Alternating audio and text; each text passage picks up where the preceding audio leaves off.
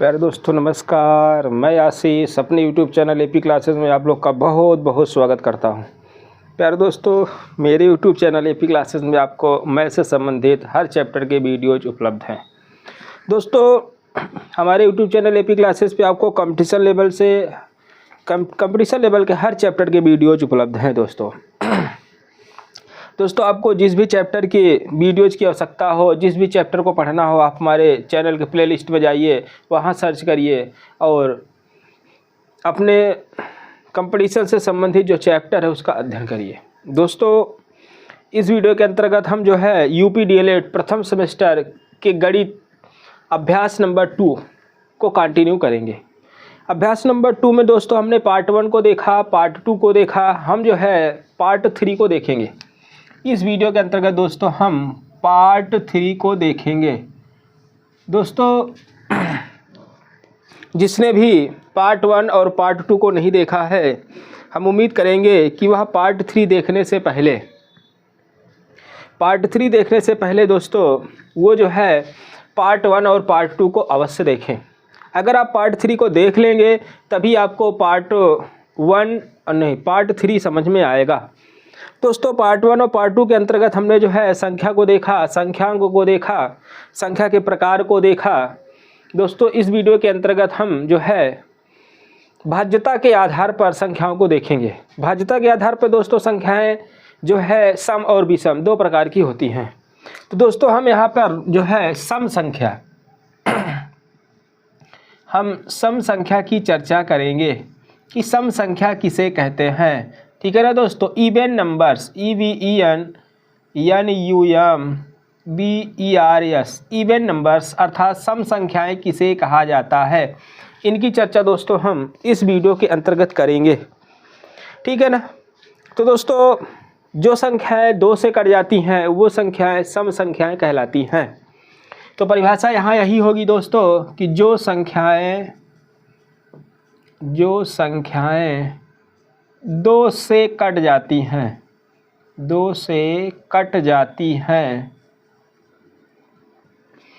सम संख्याएं कहलाती हैं। सम संख्याएं कहलाती हैं।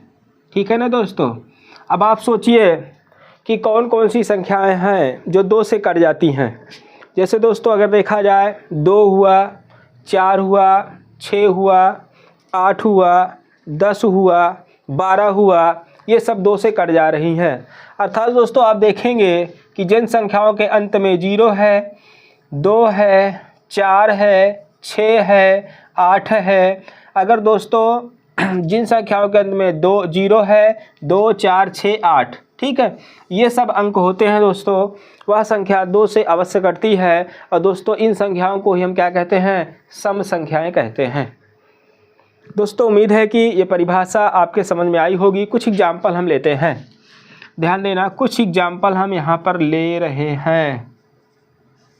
जैसे दोस्तों 2 खुद अपने आप में सम है, 4 अपने आप में सम है, 6 है, 8 है, 12 है, 26 है, 36 है, 42 है, 48 है, 50 है, 55 है, ... 55 मत लिखिएगा क्योंकि ये 2 से नहीं कटेगा और अंत में ये सारे अंक है भी नहीं। 56 आप लिख दोगे चल जाएगा।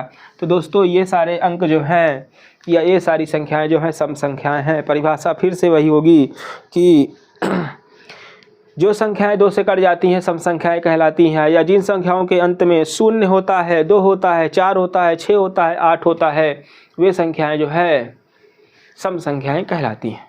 आइए देखिए वीडियो को और आगे कंटिन्यू करेंगे तो बात करेंगे हम विषम संख्याओं की। दोस्तों कुछ स्वास्थ्य में प्रॉब्लम होने के कारण वीडियो नहीं आ पाया था, एक दिन लेट हो गया है, इसके लिए हम आपसे क्षमा मांगते हैं। अब आपसे हम उम्मीद करेंगे जो वीडियो आया है पूरी तरह से देखेंगे, बिना स्किप किए हुए देखेंगे, पूरा देखेंगे और उम्मीद करेंगे कि आप नोट्स बना रहे होंगे। आइए देखते हैं दोस्तों, हम यहाँ बात करेंगे विषम संख्याएं।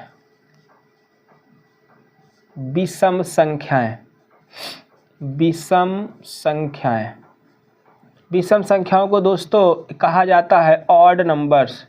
ठीक है, ऑड, डी, जी हाँ, ऑड नंबर्स, ऑड नंबर्स ये होता है दोस्तों विषम संख्याएं। परिभाषा उसी आधार पर है, जैसे दो संख्याएं दो से कटती हैं उन्हें सम संख्याएं कहते हैं, उसी तरह से दोस्तों जो संख्याएं दो से नहीं कटती हैं उन्हें हम विषम संख्याएं कहते हैं। ठीक है, तो परिभाषा यहाँ होगी कि जो संख्याएं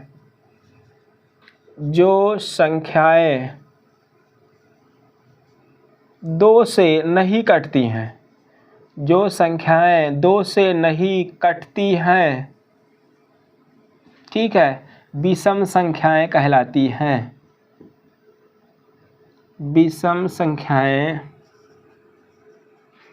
कहलाती हैं। ठीक है ना दोस्तों, जो संख्याएं दो से नहीं कटेंगी उन संख्याओं को हम विषम संख्याएं कहेंगे दोस्तों। जैसे देखा जाए दोस्तों जैसे 3 हो गया दोस्तों, ये बताओ, एक को ले लेते हैं, बताओ एक सम है कि विषम, आप बताइए। एक से 2 से 1 में भाग दिया जा सकता है क्या? नहीं दिया जा सकता ना, तो 2 1 क्या है? विषम है, ध्यान देना। एक का बड़ा लफड़ा है, लेकिन इस लफड़े से आप दूर रहिए, आप अपने माइंड में बैठा लीजिए। हम देखिए 2 से हम भाग दे रहे 1 में, बताओ कई बार जाएगा? बोलो, 0 बार ले जाएंगे तो 0 तब भी 1 बच जाएगा, पूरा कहाँ कट रहा है। 1 बार ले जाएंगे तो 2 कन्नी 2 हो जाएगा, और ज़्यादा बार हम ले नहीं जा सकते क्योंकि 2 जो है 1 से बड़ा है। इसका मतलब क्या हुआ दोस्तों कि 1 जो है वो विषम है। ठीक है, उसके बाद दोस्तों देखो 3 से जब भाग देंगे, 3 में जब 2 से भाग देंगे 1 शेष बचेगा। इसी तरह से 5 है, 7 है, 9 है, तो ये संख्याएं जो है दोस्तों विषम संख्याएं हैं। 9 के बाद 11 है, 11 के बाद 13 है, 13 के बाद 15 है, ये सारी चीज़ें हैं। एक चीज़ आप ध्यान दीजिएगा, पीछे हमने बताने को भूल गए हैं, हमने भूला है बताने के लिए कि सम संख्याओं के बीच का अंतर 2 होता है और क्रमागत विषम संख्याओं के बीच का अंतर भी 2 होता है। फिर से समझें, अगर देखा जाए कि जो है 2 4 6 6 8 10 ये क्या बताओ क्रमागत सम संख्याएं हैं, ये क्रमागत विषम संख्याएं हैं। इनके बीच का अंतर देखोगे 2 है, इसका भी 2 है, इसका भी 2 है, इसका भी 2 है। यहाँ देखोगे यहाँ भी 2 है, यहाँ भी 2 है, यहाँ भी 2 है, यहाँ भी 2 है। कहने का मतलब यह है कि क्रमागत सम संख्याओं के बीच का अंतर 2 होता है और क्रमागत विषम संख्याओं के बीच का अंतर भी 2 होता है। क्रमागत मतलब शुरू से शुरू करिए, छोड़िए नहीं। जैसे अगर आप 10 से शुरू कर रहे हो तो 10 के बाद 12 लिखो, 12 के बाद 14 लिखो, 14 के बाद 16 लिखो, 16 के बाद 18 लिखो। अगर आप 11 से शुरू कर रहे हो, 11 के बाद 13 लिखो, 13 के बाद 15 लिखो, 15 के बाद 17, 17 के बाद 19। ये क्रमागत संख्याएं हैं, ये क्रमागत सम संख्याएं होंगी, विषम संख्याएं होंगी, लेकिन ये शुरू से नहीं है, लगातार शुरू से नहीं है। नहीं सोचो कि यहीं से शुरू होता है, कहीं से भी आप क्रमागत संख्याएं ले लोगे उनके बीच का अंतर 2 आना तय है। हो सकता है एग्जाम में ऐसे पूछे क्रमागत संख्याओं के बीच का अंतर क्या होता है, तो क्रमागत संख्याओं के बीच का अंतर 2 होता है। क्रमागत संख्याओं सम संख्याओं के बीच का अंतर 2 और विषम संख्याओं के बीच का अंतर 2 होता है। केवल क्रमागत संख्याओं के बीच का अंतर पूछेगा तो वहाँ 1 होगा, उसकी चर्चा आगे हम करेंगे। कैसे? जब आपको नेचुरल नंबर बता रहे थे तो हमने आपको बताया था कि 1 2 3 4 5 6 7 8 9 10 ये क्रमागत संख्याएं हैं, इनके बीच का अंतर 1 होता है। देख रहे हो? तो क्रमागत संख्याओं के बीच का अंतर 1 होता है, सम हो या विषम हो, इनके क्रमागत संख्याओं के बीच का अंतर 2 होता है। क्या मजेदार बात है। उम्मीद है कि आपके माइंड में सारी चीजें सेट हो रही हैं, आप लिख लीजिए, नहीं भूल जाओगे। आइए चलते हैं, आपसे पूछा जाए एक सम है कि एक विषम है तो आप कहेंगे एक विषम है, लेकिन यहीं पर एक बात फंसेगी अभी, आइए बताते हैं। यहाँ पर बात क्या फंसने वाली है कि 0 सम है या विषम। आप सोच के बताइए, 0 सम और विषम, जल्दी बताइए, सम है अथवा विषम है 0, बताइए जल्दी से। 0 सम है अथवा विषम है, आपको हमने कुछ सेकंड का टाइम दे दिया है, इसमें आपको बताना होगा कि 0 सम है या 0 विषम है। आइए देखते हैं, चलिए हम 2 से क्या करेंगे, 0 में भाग देंगे, खत्म करिए। 2 से 0 में भाग दो, कई बार जाएगा बताओ? 0 बार ले जा सकते हैं कि नहीं? ले जाओ, 2 0 बार ले जाओ, 2 0 0 कट गया, खत्म हो गया, कहानी कट गया कि नहीं? 2 से तो सम हो गया, खत्म कहानी। समझ में आया? अगर इस तरह से नहीं समझ में आ रहा है तो हम जो तरीका बताएंगे उसको आपको समझना होगा। चलो जैसे अगर आपसे कह देंगे -4 सम है कि विषम है, ये बताओ। सम है, इसमें 2 जोड़ो -2 हो जाएगा, इसमें 2 जोड़ो 0 हो जाएगा, इसमें 2 जोड़ो 2 हो जाएगा, +2, इसमें 2 जोड़ो +4 हो जाएगा, इसमें 2 जोड़ो +6 हो जाएगा, इसमें 2 जोड़ो +8 हो जाएगा। ये देख रहे हो सम की श्रेणी में आ रहा है कि नहीं 0? अरे बोलो यार, सम की श्रेणी में 0 है कि नहीं? है ना। इसी तरह से विषम की श्रेणी में लेते हैं। चलो -5 हुआ, -3 हुआ, ये 2 जोड़ते जाओ, -1 हुआ, इसमें जोड़ोगे तो +1 हो जाएगा, 0 आएगा ही नहीं, इसमें +3 हो जाएगा, +5 हो जाएगा, +7 हो जाएगा। क्या इस विषम की श्रेणी में 0 आया क्या? इसमें 2 जोड़ो ये आएगा, 2 जोड़ो ये आएगा, 2 जोड़ो ये आएगा, 2 जोड़ो ये आएगा, इसमें 2 जोड़ो ये आएगा, 2 जोड़ो ये, 2 तो अंतर हो रहा है। विषम की श्रेणी, सम की श्रेणी में 0 आया ना, तो 0 सम है, काम खत्म। अब बात समझ में आ गया होगा। चलिए आगे चलते हैं। सम संख्याएं, विषम संख्याएं, ये चीज़ें हो गई हैं कंप्लीट। अब हम देखेंगे भाज्यता के आधार पर संख्याएं। ये 2 से भाज्यता के आधार पर हमने बताया था। 2 से भाज्यता के आधार पर संख्याएं 2 प्रकार की होती हैं, एक होती है सम, एक होती है विषम। 2 से कटे सम, 2 से न कटे विषम, दैट्स ऑल। चलिए आइए चलते हैं। चलिए दोस्तों, अगला टॉपिक हमारा यहाँ पे होगा भाज्यता के आधार पर संख्याएं। ठीक है, तो ध्यान देना, वो 2 से भाज्यता के आधार पर संख्याएं थी, यह है भाज्यता के आधार पर संख्याएं। तो एक होता है, ध्यान देना दोस्तों, भाज्य, एक होता है अभाज्य, एक होता है भाज्य संख्याएं, भाज्य संख्याएं, और दोस्तों एक होता है अभाज्य संख्याएं। ठीक है, संख्याएं, यहाँ भाज्यता के आधार पे 2 संख्याएं हैं, भाज्य संख्याएं और अभाज्य संख्याएं। ठीक है, तो अगर यहाँ पे देखा जाए तो भाज्य संख्याओं को अगर अंग्रेजी में हम देखें तो इसको कहा जाता है कंपोजिट नंबर। कंपोजिट, ये कंपोजिट नंबर है। आपको एग्जाम में बैठना है, खूब बढ़िया सजा के लिखेंगे तब नंबर मिलेगा। ये जो होता है दोस्तों, ये अभाज्य संख्याएं जो होती हैं, इनको कहा जाता है prime numbers. Prime numbers, prime numbers मतलब अभाज्य संख्याएं। ठीक है, प्राइम नंबर्स अभाज्य संख्याएं और कंपोजिट नंबर भाज्य संख्याएं। ध्यान देना, अगर कहा जाए कि भाज्य संख्याएं किसे कहते हैं, तो ध्यान देना, जो संख्याएं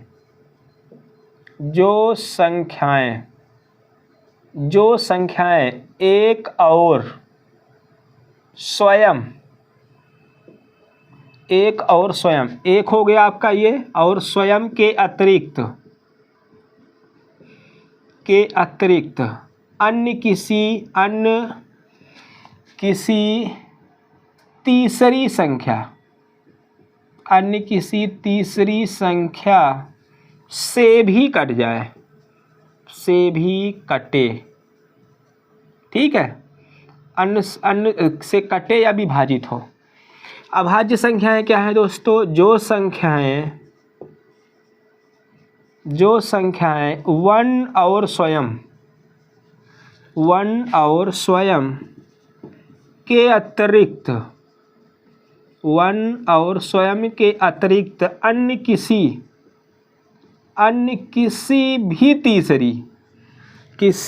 तीसरी संख्या से ना कटे, अन्य किसी भी तीसरी संख्या से ना कटे या विभाजित हो। ठीक है, वो जो होंगी अभाज्य संख्याएं होंगी।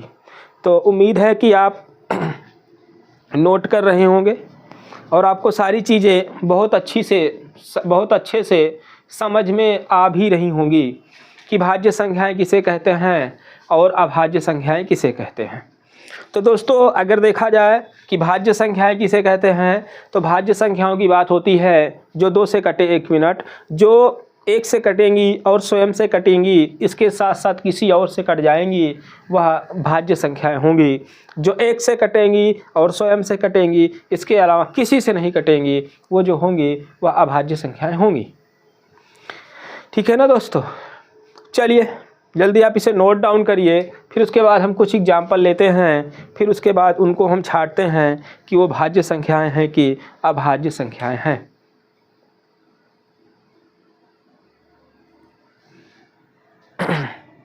आइए कुछ हम संख्याएं लेंगे। जैसे अगर आपसे कह दिया जाए कि आप बताइए 5 भाज्य है कि अभाज्य है? 5 कटेगा किससे? 1 से कटेगा और 5 से कटेगा, क्या किसी और से कटेगा? बताइए।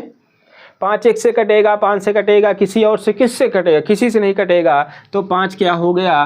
5 अभाज्य हो गया। इसको इधर मोड़ दीजिए। जैसे हमने यहाँ ले लिया 8 बताओ, 1 से कटेगा, 2 से कटेगा, 4 से कटेगा और 8 से कटेगा। इतने से कटेगा ना, तो ये हो गया भाज्य। बात समझ में आया? तो जो संख्याएं स्वयं से कटेंगी, 1 से कटेंगी, इसके अलावा किसी और से कटेंगी, वे भाज्य संख्याएं कहलाएंगी। और जो संख्याएं 1 से कटेंगी और स्वयं से कटेंगी, किसी और से नहीं कटेंगी, अभाज्य संख्याएं हैं। जैसे 13 को ले लिया जाए, 13 1 से कटेगा और 13 से कटेगा, उसके अलावा किससे कटेगा? बताओ, बोलिए। 13 और किससे कटेगा? किसी से नहीं कटेगा। ध्यान देना। जैसे हमने यहाँ पे ले लिया, ध्यान देना। आइए देखते, हो सकता है इधर ना दिख रहा हो। आइए कुछ एग्जाम्पल हम और लेते हैं। चलो 12 को ले लिया जाए। 12 भाज्य है या भाज्य? बताइए। 12 1 से कटेगा, 12 2 से कटेगा, 12 3 से कटेगा, 12 4 से कटेगा, 12 6 से कटेगा, 12 12 से कटेगा, तो 12 हो गया भाज्य। 17 को ले लें। 17 1 से कटेगा और 17 से कटेगा, तो 17 क्या हो गया? अभाज्य। उम्मीद है कि सारी चीज़ें आपको समझ में। 3 को ले लिया जाए। 3 1 से कटेगा, 3 3 से कटेगा, इसलिए ये क्या है? अभाज्य। 1 से कट रहा और स्वयं, 3 मले स्वयं। ठीक है। तो जो संख्याएं 1 से कटेंगी और स्वयं से कटेंगी, वो संख्याएं अभाज्य संख्याएं कहलाएंगी। ठीक है। 1 की बात करते हैं। 1 क्या है? नोट यहाँ पे लिख लेना। 1 क्या है? मैं लिखवा दे रहा हूँ। 1 ना तो भाज्य, ना ही अभाज्य। ध्यान देना। ए है, ए ना तो भाज्य है और ना ही अभाज्य है। इसको आप नोट करके लिख लीजिए। ध्यान देना। 1 ना तो भाज्य है और ना ही अभाज्य है। आइए क्योंकि ये ना तो भाज्य की शर्त को पूरा कर रहा है। 1 कटेगा किससे? 1 केवल 1 से कटेगा। ठीक है। 1 जो है 1 से कटेगा, तो 1 जो है वो क्या है? वो भाज्य है, ना तो अभाज्य है। समझ में आया कि नहीं?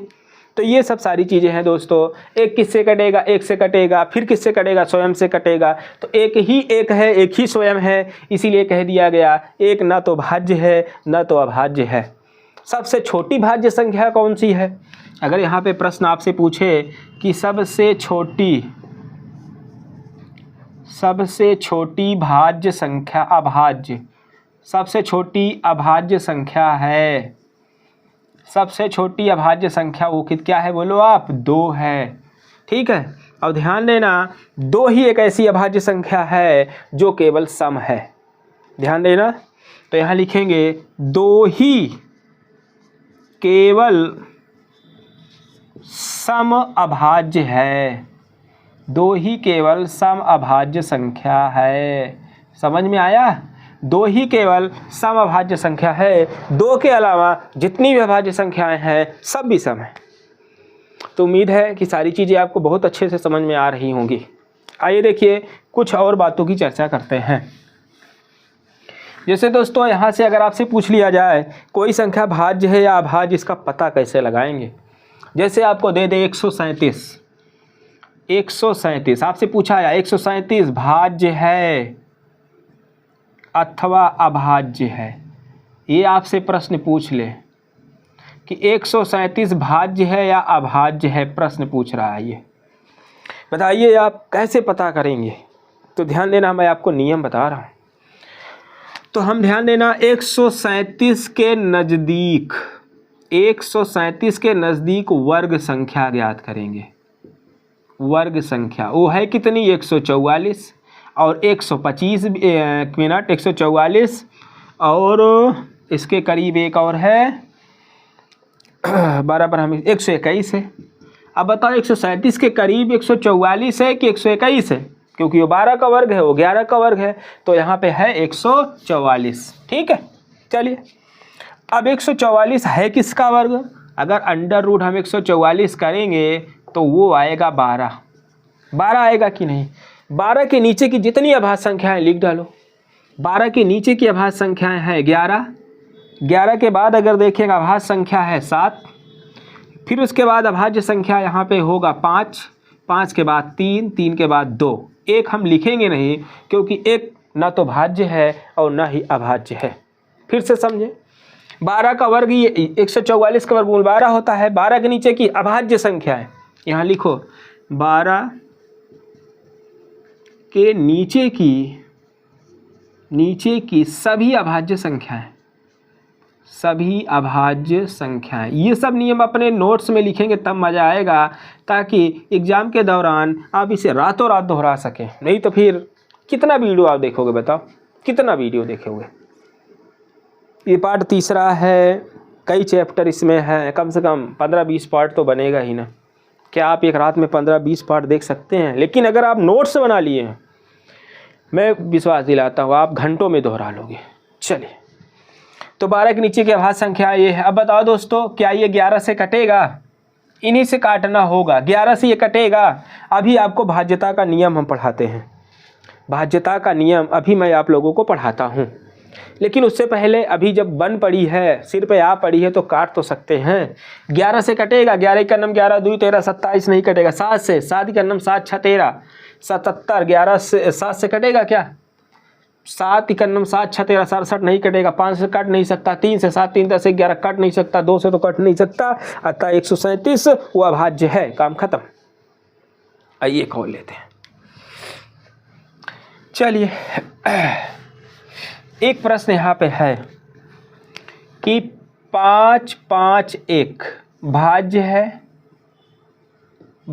है अथवा अभाज्य, ये आपको बताना होगा। ठीक है ना। इसके नज़दीक का हम वर्ग ज्ञात करेंगे। वर्ग की कौन सी संख्या, पूर्ण वर्ग आप लिख सकते हो। इसके नज़दीक की पूर्ण वर्ग है, पूर्ण वर्ग संख्या। ध्यान, नज़दीक की यहाँ मैं लिख दे रहा हूँ। इसके नज़दीक की पूर्ण वर्ग संख्या कौन सी बताओ? 551 है। 551 तो मेरे हिसाब से 625 एक होता है, 25 का होता है। 625 ये 25 का वर्ग होता है। और एक होता है इसके, अगर 24 का देखा जाए तो 24 में होता है 576। ये 24 का वर्ग है। ठीक है। अब बताओ, ये 551 है तो इसी के करीब है। 625 तो बहुत ज़्यादा है, तो हम केवल 24 यहाँ ले लेंगे, इसको यहाँ पे मिटा देंगे। ये हमारे पास है। ठीक है, तो 24 यहाँ पे हम ले लेंगे, क्योंकि 576 551 के नज़दीक है। ठीक है। 23 का लेंगे तो 529 होगा। अगर इसको भी देख लेते हैं, 529 ये है 23 का वर्ग है। अगर देखें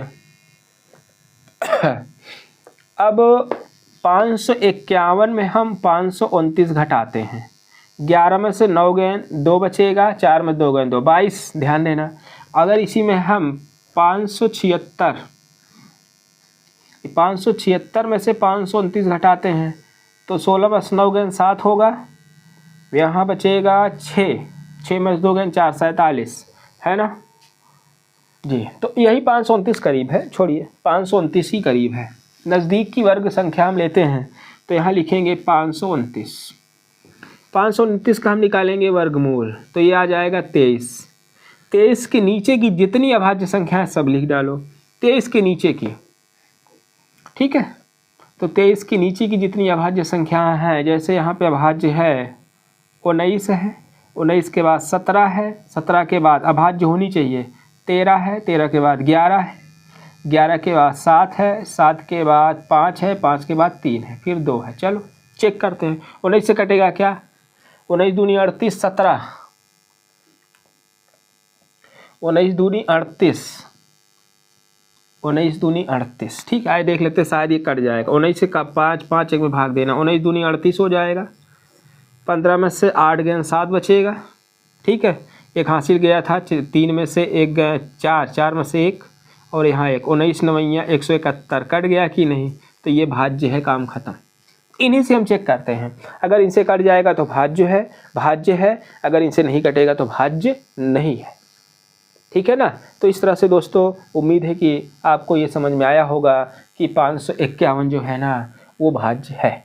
ठीक है। इसी तरह से हम चेक करेंगे, जो संख्याएं दी जाएंगी हम उन संख्याओं के करीब की पूर्ण वर्ग संख्या ज्ञात करेंगे जो नज़दीक होगा, और उसके नीचे की जितनी अभाज्य संख्याएं होंगी हम लिख लेंगे, फिर उसी से चेक कर लेंगे कि भाज्य है कि अथवा अभाज्य है। ठीक है। तो भाज्यता का नियम उम्मीद है आपको समझ में आया होगा। चलिए, नहीं कैसे आप करोगे बताओ? 1 से 2 से 3 से 4 से कितना ज्ञात करोगे? आइए, तो भाज्य संख्या और अभाज्य संख्या यहाँ से हम क्लियर कर चुके हैं। अब दोस्तों हमारा अगला टॉपिक है कि भाज्यता की जांच। आप अपना सिलेबस देखेंगे तो वहाँ पर लिखा है भाज्यता की जांच करना, भाज्यता की जांच करना। ठीक है। या भाज्यता के नियम। जैसे अगर देखें इसके अंतर्गत नंबर 1 होगा, ध्यान देना, 2 से भाज्यता का नियम। 2 से भाज्यता का नियम क्या है, मतलब कौन सी संख्याएं 2 से कटेंगी? तो यहाँ आप देखिए कि जिन संख्याओं के अंत में, जिन संख्याओं के अंत में 0, 2, 4, 6, 8 होता है,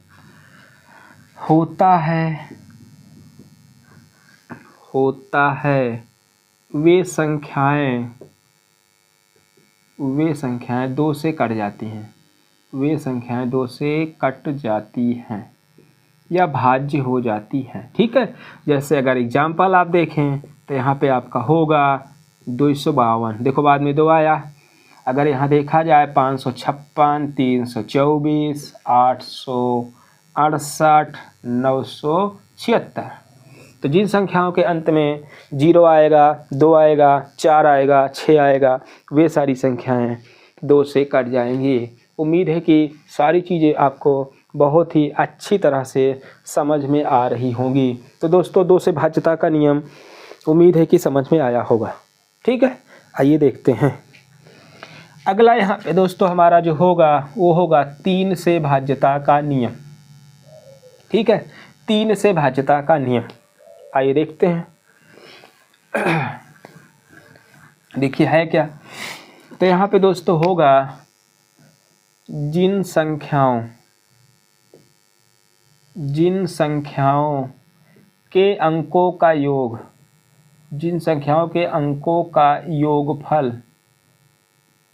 योगफल 3 से कट जाए, 3 से कट जाए, वे संख्याएं 3 से अवश्य कटेंगी, 3 से अवश्य कटेंगी। ठीक है। जिन संख्याओं को अंकों का योगफल 3 से कटेगा दोस्तों, वे संख्याएं 3 से अवश्य कट जाएंगी। जैसे यहाँ पे अगर आप देखें 3, 2, 4, 6, बताओ ये 3 से कटेगा कि नहीं? हम इसको जोड़ेंगे, देखो 3, 2, 5, 5, 4, 9, 9, 6, 15, 15 आ रहा है, 3 से काटेंगे, पूरा कट गया, शेष कुछ नहीं है, ये संख्या 3 से कट जाएगी। चलो आगे देखते हैं। 4 है, 6 है, 7 है, 9 है, बोलो ये 3 से कटेगा कि नहीं? देखते हैं। 6, 4, 10, 10, 7, 17, 17, 9, 26, यहाँ 26 आएगा और 3 से नहीं कटेगा, इसलिए यह संख्या भी 3 से नहीं कटेगी। चलिए कुछ और एग्जाम्पल ले लेते हैं। जैसे यहाँ पे लिखा है 99, 73, ऐसे दे दे, फिर बताए कि बताओ 3 से कटेगा कि नहीं, कटेगी कि नहीं? तो देखो 3 से कट गया, 3 से कट गया, 3 से कट गया, ये 3 से कटेगा क्या? नहीं कटेगा। ऐसे भी आप कर सकते हो। चलिए कुछ और देखते हैं। जैसे यहाँ पे दे दे 35, 18, 52, 6, 9, ऐसे दे दे, फिर कहेगा बताओ ये 3 से कटेगा? देखो आपको नियम बताते हैं। 3 कट गया, 5, 1, 6, ये दोनों कट गया। ठीक है। फिर उसके बाद 6 ये कट गया, 3 से, 3 3 9 ये कट गया।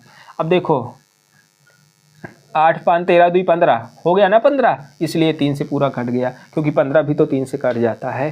तो कुछ नया तरीका आपको हमने बताया। आइए कुछ और तरीका बता देते हैं 3 से कटेगा कि नहीं। जैसे आपका मोबाइल नंबर हो, ठीक है, 9956 15, 42, 37 ऐसे दे दे। फिर कहे 3 से कटेगा कि नहीं, तो देखो 9, 9 3 से कटेगा, 6 3 से कटेगा, 5 1 6 ये दोनों कट जाएगा, 4 2 6 ये कट जाएगा। अब देखो 7 3 10 और 5 15 हो गया कि नहीं, 5 15 तो 3 से कटता है ना, कम खत्म। तो ये तरीका था 3 से कटने का। ठीक है, अगर अंकों का योगफल 3 से एक जोड़ लेना, जो योग आएगा वो 3 से कटेगा, पूरी संख्या 3 से कट जाएंगी। उम्मीद है कि सारी चीज़ें आपके समझ में आई होंगी। चलिए आइए देखते हैं। आइए एक बड़ी संख्या लेते हैं।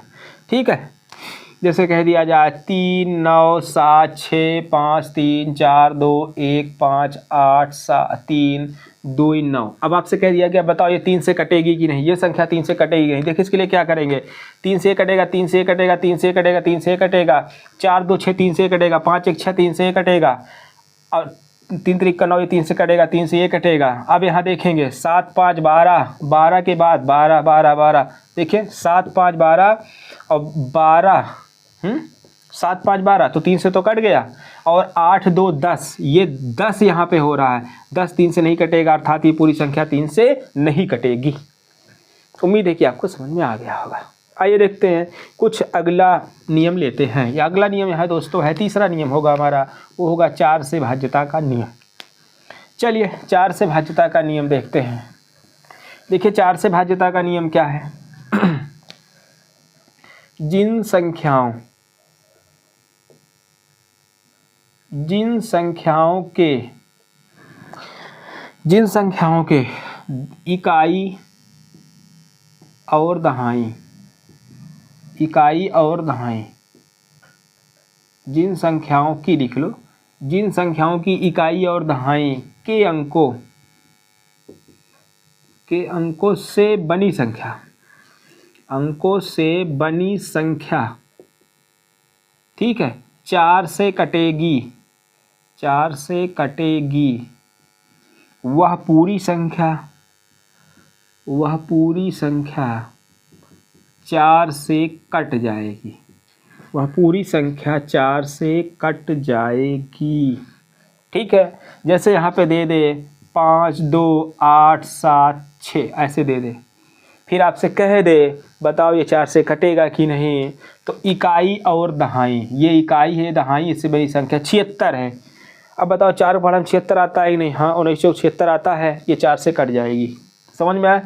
जैसे यहाँ पे दे दे 15 8 7 9 6, आपसे कह दे ये 4 से कटेगी कि नहीं, 96 है, तो बताओ 96 कटता नहीं 4 से, 4 दूना 8 बचेगा, और फिर 4 चौक 16, ठीक है, 24 चौक 96 होता है। चलिए आगे देखते हैं। यहाँ 3 5 7 9 8, अब बताओ 98 कटेगा क्या, 4 से नहीं कटेगा। ठीक है, उसी तरह यहाँ से दे दे 15 18 28 27, अगर आपसे कह दिए 4 से कटेगा, देखो 27 हो रहा है, 4 के बाद हम 27 आता है क्या, नहीं, इसलिए 4 से नहीं कटेगी, कहानी ख़त्म। ठीक है, आइए देखते हैं कुछ और एग्जाम्पल, अगर आप चाहो तो ले लो, एग्जाम्पल की कमी है नहीं। 13 42 728, अगर कहे 4 से कटेगा कि नहीं, देखो 28 4 से कट रहा है कि नहीं, हाँ, तो 4 से संख्या कट जाएगी। कोई आपसे आप आंखें बंद कर लो, कोई किसी से कह दो कुछ भी लिखो, लिख डालो, फिर बताओ अंत के 2 अंक कौन से हैं, बस अंत के 2 अंक देख करके आप बता सकते, बिना कोई संख्या देखे, बिना कोई अंक देखे, अंत वाले 2 अंक देखो और बताओ 4 से कटेगा कि नहीं। कि यार बड़ा अंतर्यामी व्यक्ति है, उच्च अंत वाला तुम देखते हो ना, बस उसी से। चलिए नियम है, आइए देखते हैं। बात आता है 4 से भाज्यता का नियम हो गया। हमारा चौथा जो भाज्यता का नियम है वो है 5 से भाज्यता का नियम। तो दोस्तों ध्यान देना, जिन संख्याओं के अंत में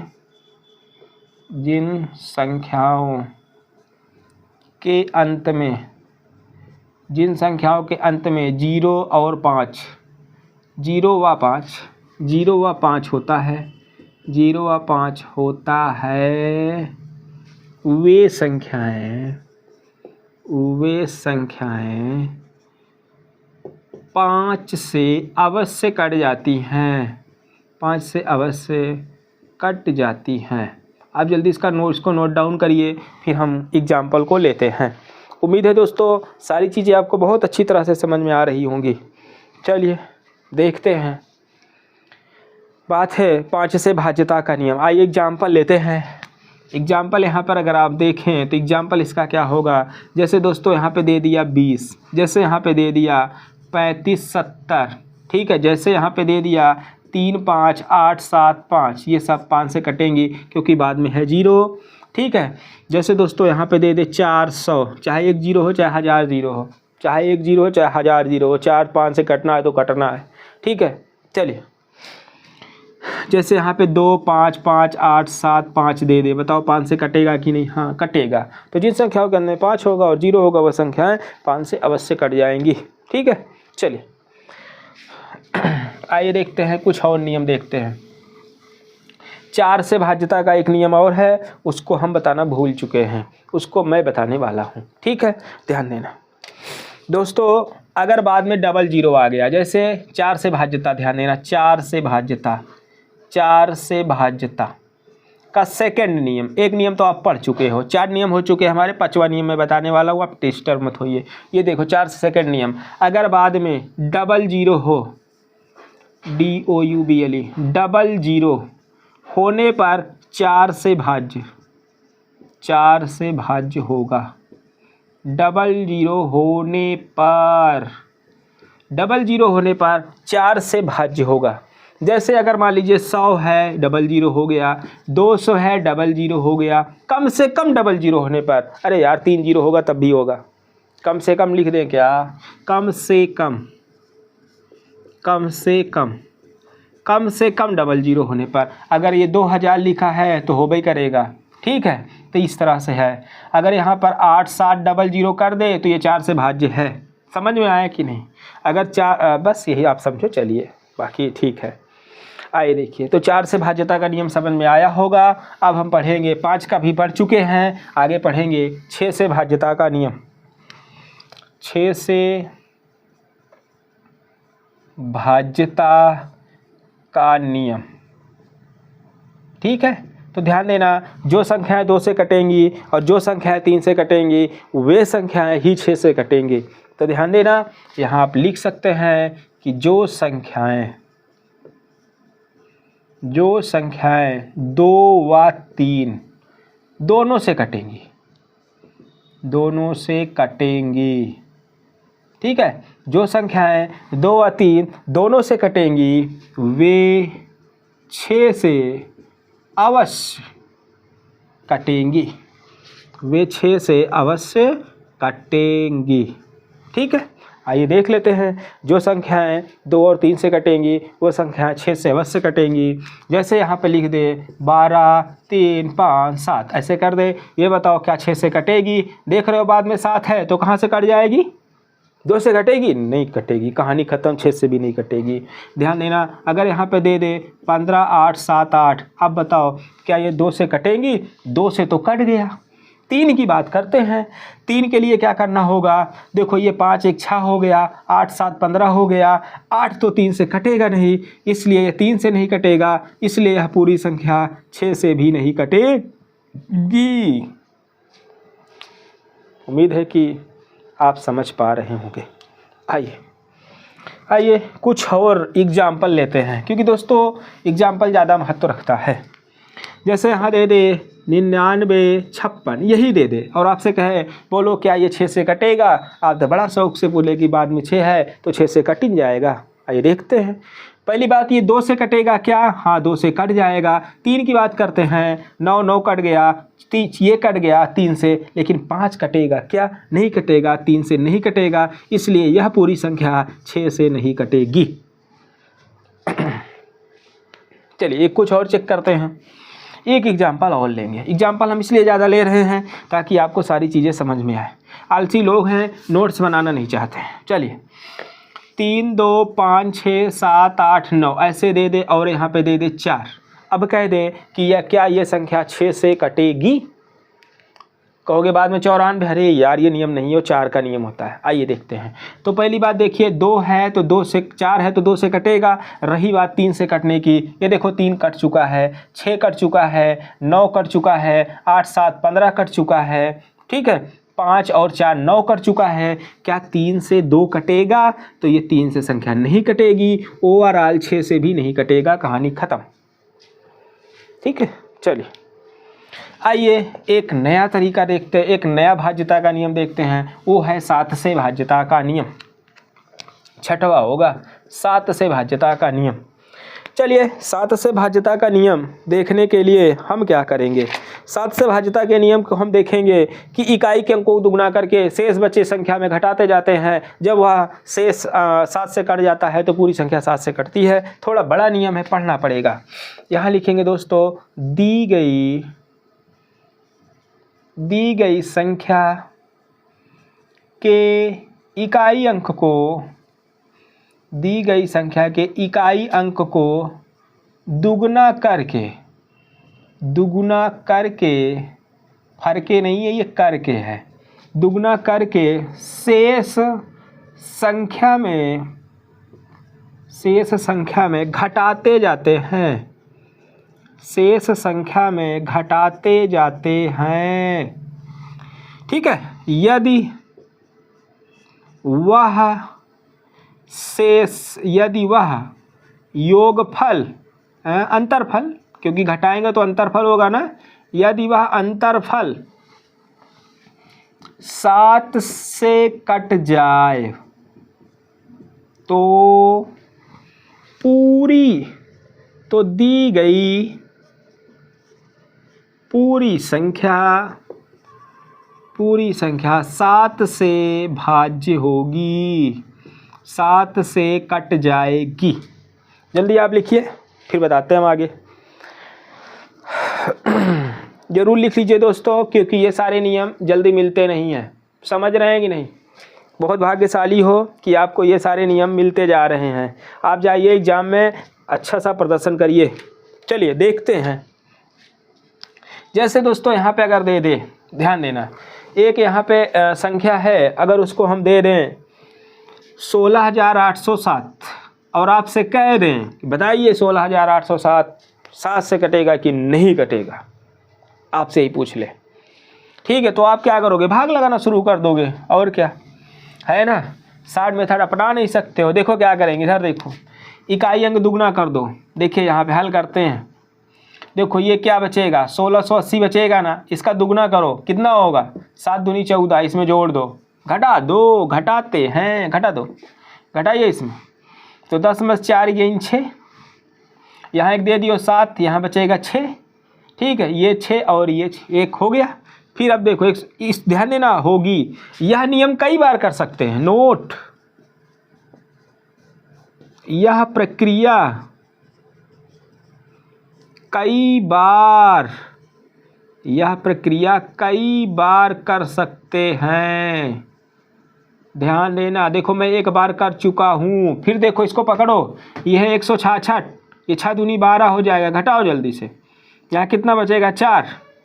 यहाँ कितना बचेगा घटाने के बाद? 5। यहाँ बचेगा 1। ठीक है, अब बताओ 7 से इसमें भाग दो, 7 दूनी 14, 1 15 ना, फिर से 7 दूनी 14, कट तो गया, पूरी संख्या कट गई, अर्थात ये पूरी संख्या 7 से कट जाएगी। बस यही है, और क्या है।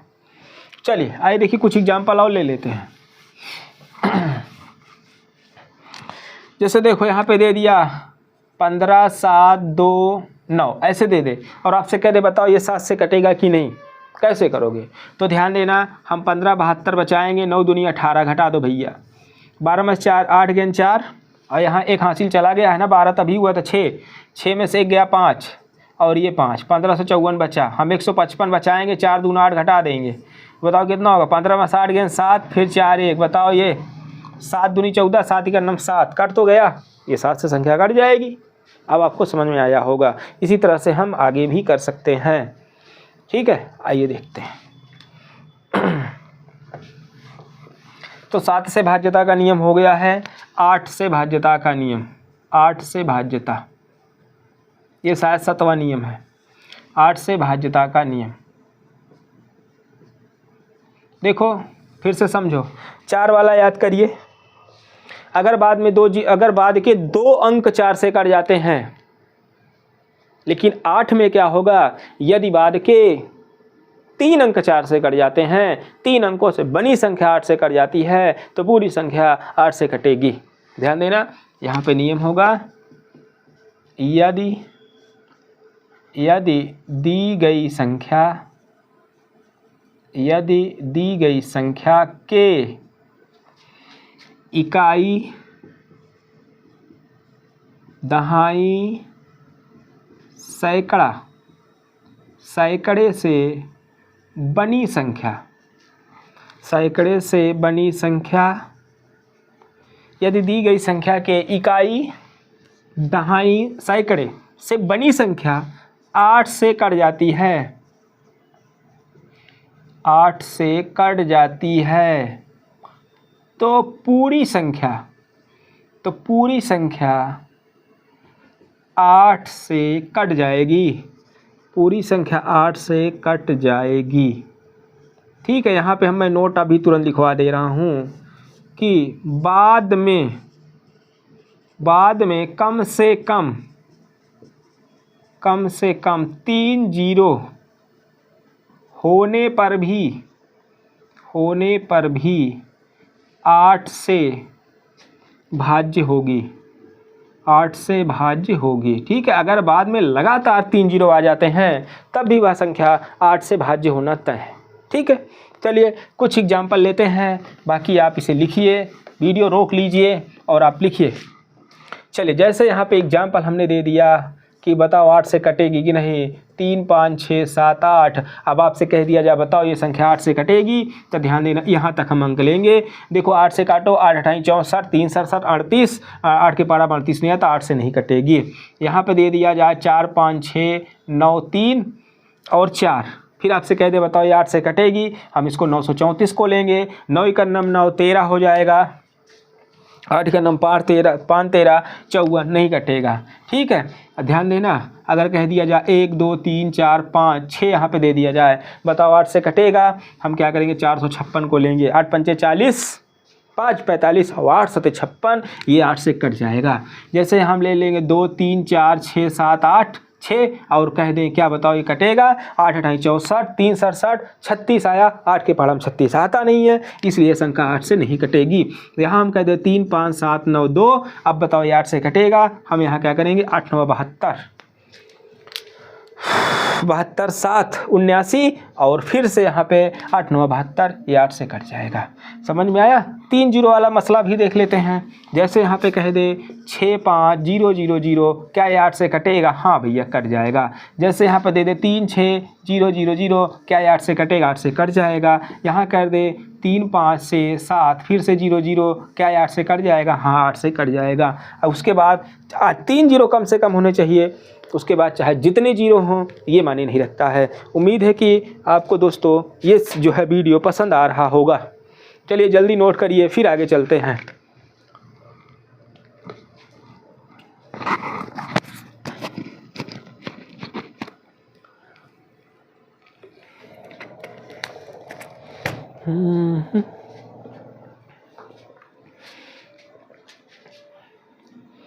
चलिए आइए देखते हैं। दोस्तों गर्मी ज़्यादा है, अपना ख्याल रखिए। समझ रहे हो कि नहीं? ये पता लगा गाड़ी ते पढ़ा नहीं पड़ गया।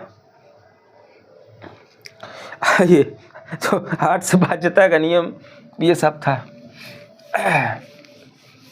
अब पढ़ेंगे 9 से भाज्यता का नियम। एकदम जुटे रहिए, नो टेंशन। 9 से भाज्यता का नियम, 9 से भाज्यता का नियम। सारे वीडियो जहाँ पे मिलेंगे आप इसकी तैयारी कर लीजिए। फिर टेट के सारे वीडियोज मिलेंगे, सुपर टेट के सारे वीडियोज मिलेंगे। आप बिल्कुल सिलेक्ट हैं, नो टेंशन।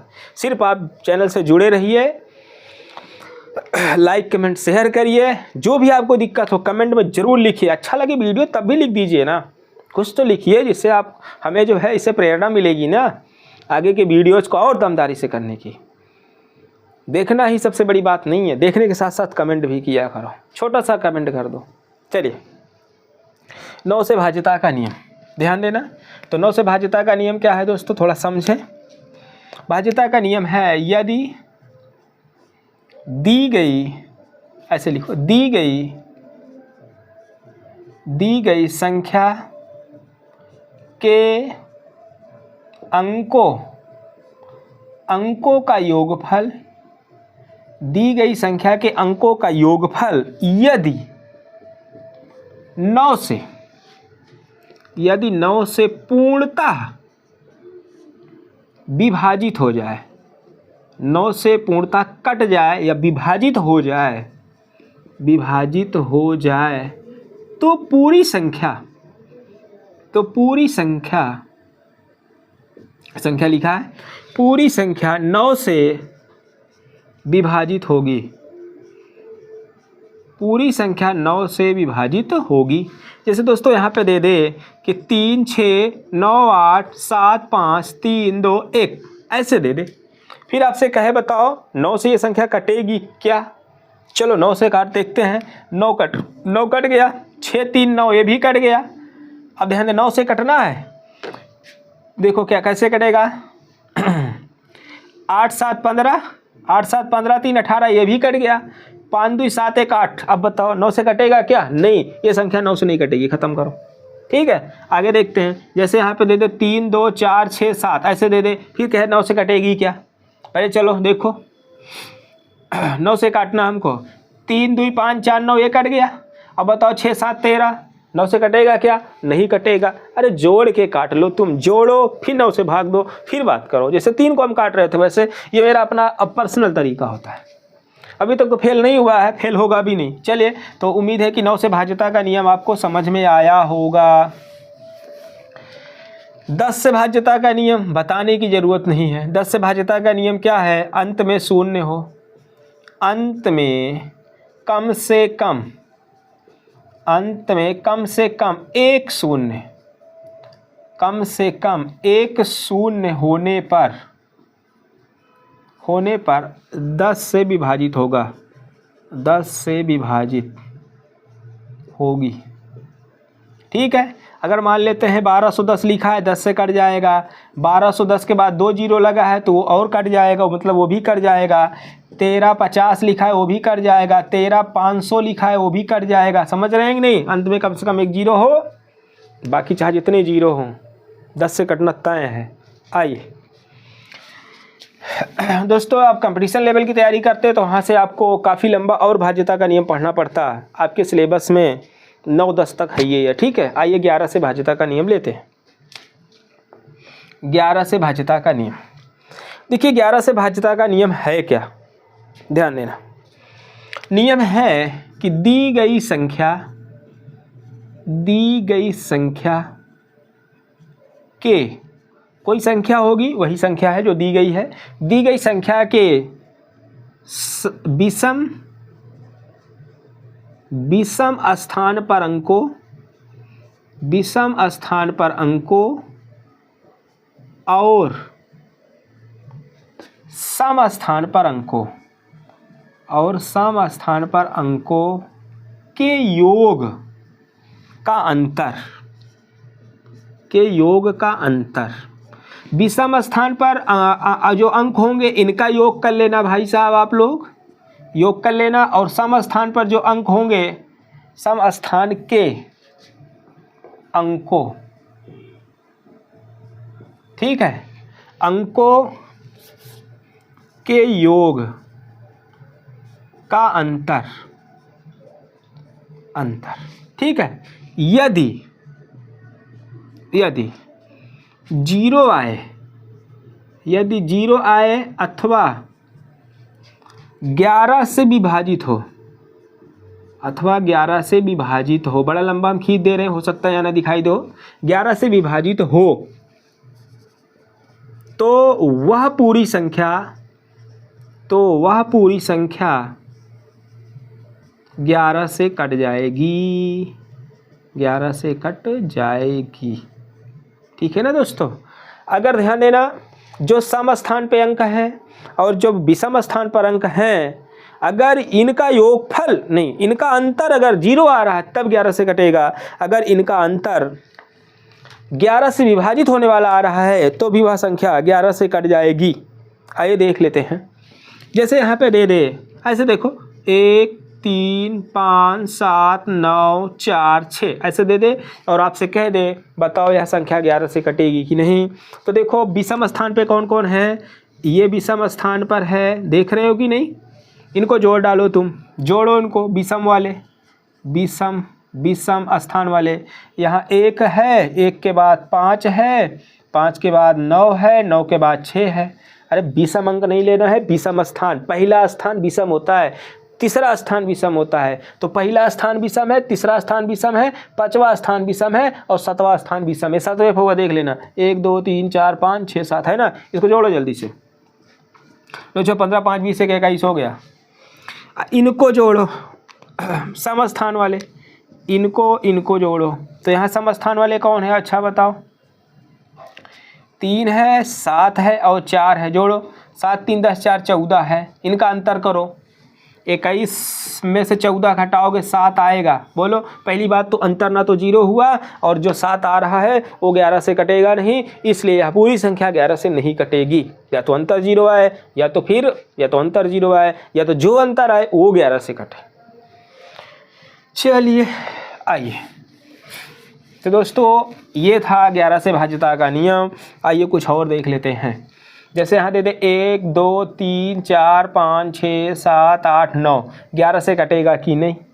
चलो तो पहले विषम वाले को देखते हैं, ये और ये सम वाले को देखते हैं, ऐसे ऐसे और ऐसे। चलो जोड़ो, 2 1 3 3 1 4 हो जाएगा, 5 4 9 9 7 16 16 9 25, ये 25 आ गया है। यहाँ देखो 4 2 6 6 12 12 8 20, घटाओगे अंतर आएगा 5, 11 से नहीं कटेगा क्योंकि जो अंतर आ रहा है 5 वो भी 11 से नहीं कट रहा है और अंतर 0 तो आया ही नहीं है। फिर से एक बार चेक कर लेते हैं। देखो 3 1 4 5 4 9 9 7 16 16 9 25 ये हुआ।